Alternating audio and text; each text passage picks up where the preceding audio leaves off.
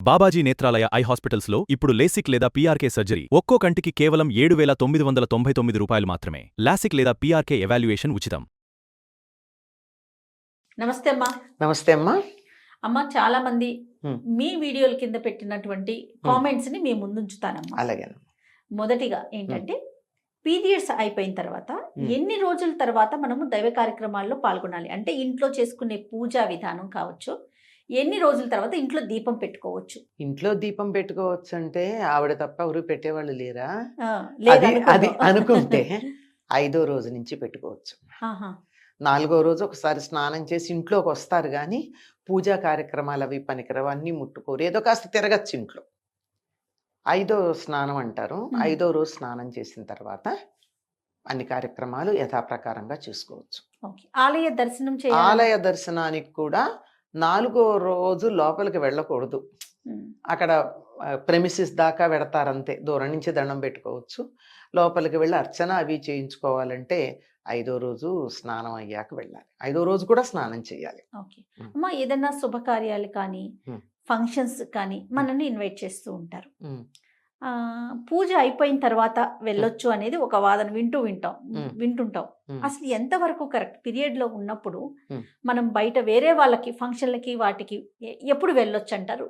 ఈ 5 రోజులు ఆగాల్సిందేనా? ఏమో స్నానం చేసి వెళ్ళొచ్చు, కానీ వెళ్ళి కార్యక్రమంలో పాల్గొనకూడదు. దూరంగా కూర్చుని వాళ్ళు పెట్టే భోజనాలు అవి చేసి వచ్చేయచ్చు. లోపలికి వెళ్ళొచ్చు, ప్రెమిసిస్ లోకి వెళ్ళొచ్చు, కానీ వేదిక ఎక్కి పెళ్లి కూతురికి పెళ్లి కొడుకు అక్షంతలు వేయటం కానీ, పూజ చేస్తుంటే అక్కడికి వెళ్ళి మనం కూడా కొన్ని అక్షంతలు అవి వేస్తాం కదమ్మా, దేవుడికి పూలు పెట్టడం అవి, అవన్నీ అలాంటివి చేయకూడదు. దూరంగా ఉండొచ్చు. దూరంగా ఉండి మనం వచ్చామని మన ప్రెజెన్స్ వాళ్ళకి తెలియజెప్పడం అంతే. ఓకే. గృహప్రవేశాలకైనా అంతేనమ్మా? దేనికి దూరంగానే ఉండాలి. లోపలికి వెళ్ళడం, వాళ్ళ వెనకాల ఆవు అవన్నీ తీసుకెడతారు కదా, అవన్నీ తీసుకెళ్లేటప్పుడు పూజ చేసేటప్పుడు ఆ దగ్గరికి వెళ్ళొద్దు. వెడతాం, ఆ లోపల ఏదైతే గృహంలోకి పెడతారో అది కాక బయట ఏదో షామియానా అవి వేస్తారు కదా, అక్కడ కూర్చొని అందరినీ పలకరించి వచ్చేస్తూ ఉండొచ్చు. వచ్చామని వాళ్ళకి తృప్తి కలిగించడానికి అంతే. లోపలికి వెళ్ళడాలు, వాళ్ళకి మనం బొట్టు పెట్టి బట్టలు ఇవ్వడాలు, తాంబూలాలు ఇవ్వడాలు, ఇట్లాంటివన్నీ చేయకూడదు. ఓకే. ఓకే. తర్వాత ఆలయ దర్శనానికి వెళ్తూ ఉంటాం, మార్గ మధ్యలో ఒక్కొక్కసారి పీరియడ్స్ వచ్చేస్తుంది. కొన్ని సందర్భాల్లో గర్భగుడి లోపలికి వెళ్ళాక, ఆలయం లోపలికి వెళ్ళాక కూడా అన్ఎక్స్పెక్టెడ్గా డేట్ వచ్చేస్తూ ఉంటుంది. అలాంటప్పుడు అంటే బయటకు వచ్చేస్తాం, కానీ మళ్ళీ పునర్దర్శనం చేసుకోవాలా? ఎందుకు అలా జరుగుతుందంటే మేము ఏదన్నా చేయకూడని పని చేశామా? అలాంటి ప్రశ్నలు కూడా చాలా మంది అడుగుతూ ఉన్నారమ్మా. మిగిలిన చేయకూడని పనుల మాట ఏమో కానీ తన బాడీ మాట తను వినలేదన్నమాట. ఎప్పుడు వస్తాయో తనకి తెలియాలి కదా.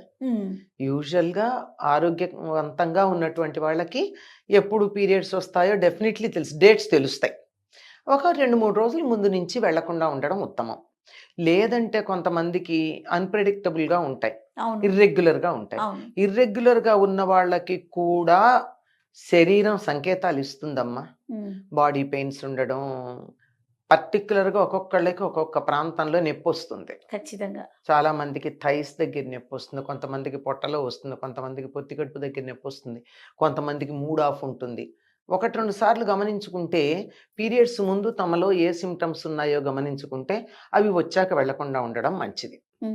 కానీ ఇవి ఏమీ లేకుండా కూడా ఎప్పుడన్నా హఠాత్తుగా వచ్చేటటువంటి అవకాశం ఉంది. సాధారణంగా ఇది ఎవరికి జరుగుతుందంటే మెనోపాజల్ టైంలో ఉన్న వాళ్ళకి జరుగుతుంది. బాగా చెప్పారమ్మా, కరెక్ట్. ఎందుకంటే వాళ్ళకి మెనోపాజు నార్మల్గా అయ్యేవాళ్ళు, అంటే హిస్టెక్టమీలు అవి చేసుకోకుండా నార్మల్గా మెనోపాజ్ అయ్యే వాళ్ళకి కొంతమందికి హఠాత్తుగా ఆగిపోతాయి, కొంతమందికి 2 నెలలకి 3 నెలలకి వచ్చి తర్వాత ఎన్ని నెలలకు వస్తుందో కూడా తెలియదు. అవును, అన్ఎక్స్పెక్టెడ్గా వస్తుంది.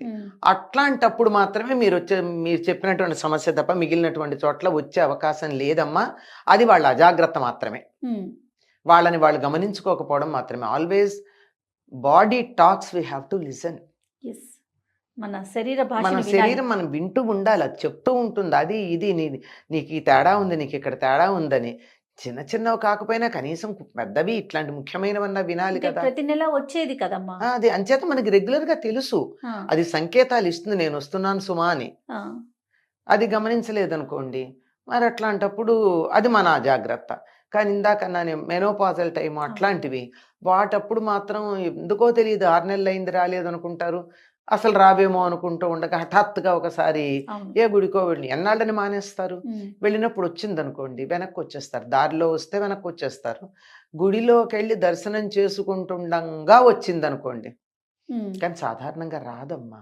ఎందుకంటే బాడీకి మైండ్కి దగ్గర సంబంధం ఉంది ఉమ్. ఉంది కదా ఉంది ఉంది ఖచ్చితంగా. కదా అవునమ్మా. అక్కడ దేవుడి మీద మీకు దృష్టి పెట్టినప్పుడు ఈ బాడీ ఈ రకమైన సంకేతాలు ఇవ్వదు సాధారణంగా, ఉమ్, రాదు.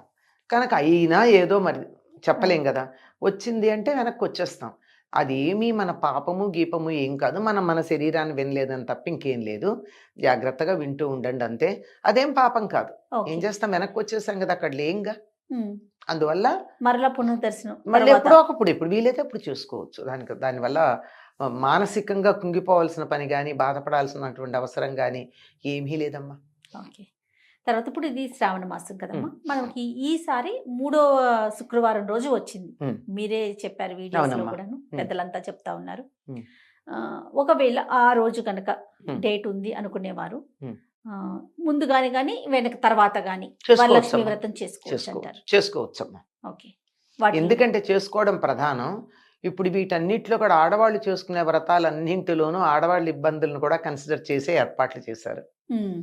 అంచేత తప్పనిసరిగా తర్వాత చేసుకోవచ్చు.